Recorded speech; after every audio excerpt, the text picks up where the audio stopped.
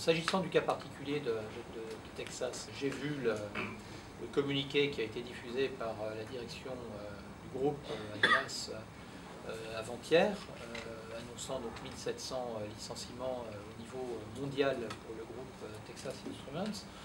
Maintenant, je n'ai pas d'éléments plus précis s'agissant du site de Villeneuve. J'ai cru comprendre que les perspectives n'étaient pas favorables. Donc c'est une situation qui préoccupe les services de l'État, qui préoccupe bien sûr les élus. Texas Instruments, c'est une entreprise emblématique du département. C'est une entreprise très importante sur le plan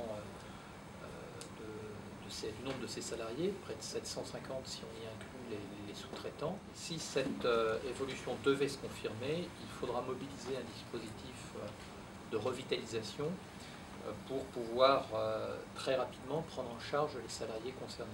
Vous savez que la loi de 2002 a prévu pour toutes les entreprises de plus de 1000 salariés, mais consolidées au niveau groupe, une obligation de revitalisation proportionnelle au nombre d'emplois supprimés lorsque la suppression d'emplois ou les suppressions d'emplois ont un impact significatif sur le territoire.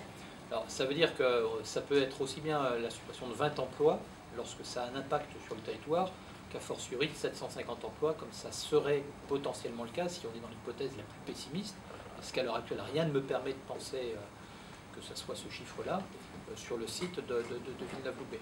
Donc ça veut dire l'assujettissement à une obligation de revitalisation, plus la mise en place d'un dispositif d'accompagnement individuel de chacun des salariés dans l'indemnisation et dans la recherche d'un emploi.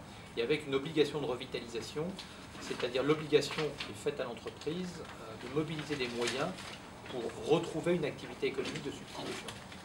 Paris a été immédiatement avisé de ce dossier particulier.